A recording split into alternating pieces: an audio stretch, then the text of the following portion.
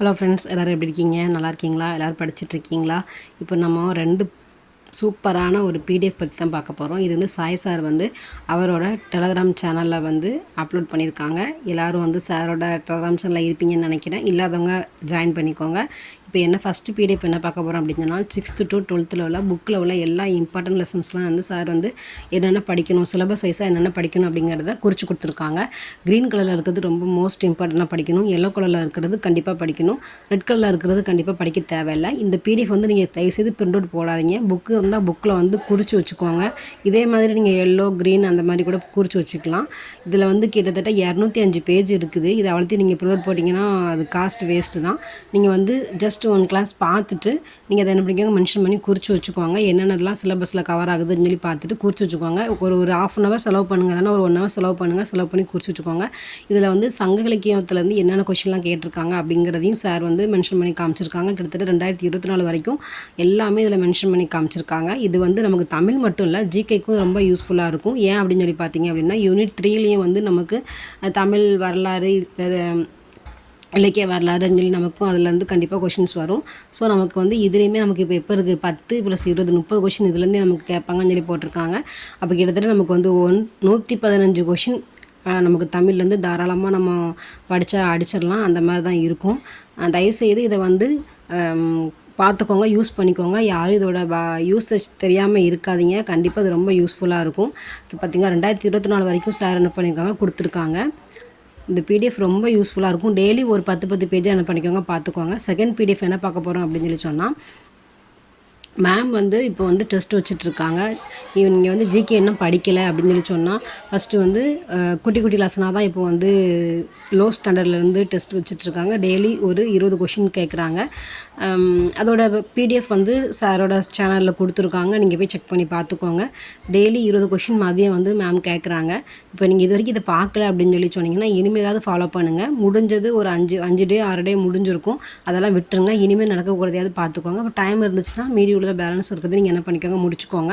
இது என்னென்ன லெசன்ஸ்லாம் கொடுத்துருக்காங்க அப்படிங்கிறது நீங்கள் என்ன பண்ணிக்கோங்க, நோட் பண்ணி வச்சுக்கோங்க.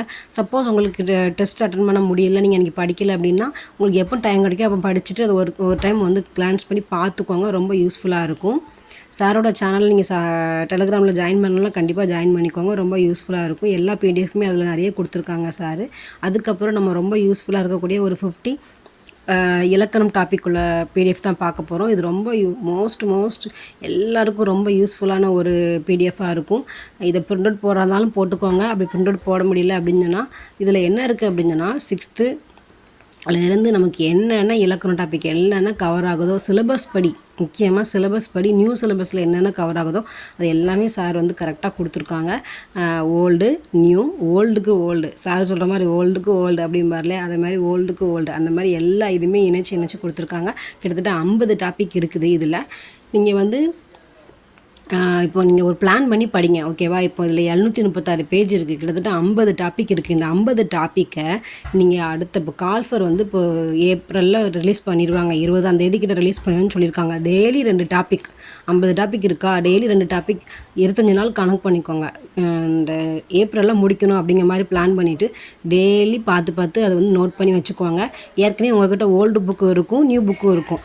ஓல்டுக்கு ஓல்டு அந்த புக்கு தான் உங்கள்கிட்ட இருக்காது. ஸோ நீங்கள் என்ன பண்ணுங்கள், படிச்சுட்டு அந்த இல்லாததை மட்டும் நீங்கள் அதில் மென்ஷன் பண்ணி குறித்து வச்சுக்கோங்க. அந்த டாப்பிக்கில் நீங்கள் படிக்கும்போது ஓல்டுக்கு ஓல்டு இருக்கும்ல, அந்த புக்கில் இல்லாத மட்டும் நீங்கள் என்ன பண்ணிக்கோங்க, ஒரு பேப்பரில் நோட் பண்ணி நீட்டாக அதோட எடுத்துக்காட்டு எக்ஸாம்பிள் எல்லாமே கரெக்டாக எழுதி நீங்கள் என்ன பண்ணிக்கோங்க, இந்த இதில் ஆட் பண்ணி வச்சுக்கோங்க. ரொம்ப யூஸ்ஃபுல்லாக இருக்கும். இந்த மாதிரி கரெக்டாக ஒரு டைம் ஷெட்யூல் பண்ணி கரெக்டாக படித்து முடிங்க. ஜிகேக்கு மேம் கொடுக்குறத பாருங்கள், டெய்லி 2 லெசன் பாருங்கள். அது போக இந்த 2 பிடிஎஃப்மே ரொம்ப யூஸ்ஃபுல்லாக இருக்கும். இதை கரெக்டாக யூட்டிலைஸ் பண்ணி படிச்சுக்கோங்க. இது எப்படி படிக்க போகிறோம் என்ன ஏதுங்கிறதுக்கு இந்த வீடியோ வந்து உங்களுக்கு ரொம்ப யூஸ்ஃபுல்லாக இருக்கும்னு நினைக்கிறேன். அடுத்த 50 நாள் அப்படிலாம் டார்கெட் இருக்காதீங்க. அந்த 25 நாள் இந்த கால்ஃபர் வர்றதுக்குள்ளே உங்களால் எவ்வளோ சிலபஸ் கவர் பண்ண முடியுமோ தமிழில் கவர் பண்ணி முடிச்சிருங்க. நமக்கு வந்து கண்டென்ட் கம்மி தான், ஆனால் நான் புரிஞ்சு படிக்கணும். இலக்கணம் வந்து நம்ம என்ன பண்ணணும், புரிஞ்சு படிக்கணும். அந்த மாதிரி கொடுத்துருக்காங்க. ஏப்ரல் 20க்கு மேலே நோட்டிஃபிகேஷன் வருதுன்னு சொல்லியிருக்காங்க.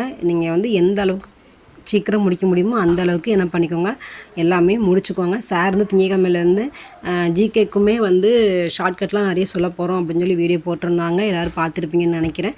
அதையும் நோட் பண்ணி வச்சுக்கோங்க. ரொம்ப யூஸ்ஃபுல்லாக இருக்கும்.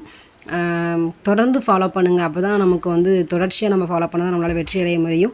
கண்டிப்பாக இந்த வீடியோ உங்களுக்கு பிடிச்சிருக்குன்னு நினைக்கிறேன், யூஸ்ஃபுல்லாக இருக்கும்னு நினைக்கிறேன். கண்டிப்பாக யூஸ் பண்ணி பாருங்கள். இதோட ஃபீட்பேக் என்னன்னு சொல்லி மறக்காமல் கமெண்ட் பண்ணுங்கள். ஓகேவா? 2 பிடிஎஃப்மே நீங்கள் வந்து முடிஞ்சால் அந்த 736 இது இருக்கு இல்லையா, அந்த பிடிஎஃப் வேணால் நீங்கள் வந்து பிரிண்ட் அவுட் போட்டு வச்சுக்கோங்க.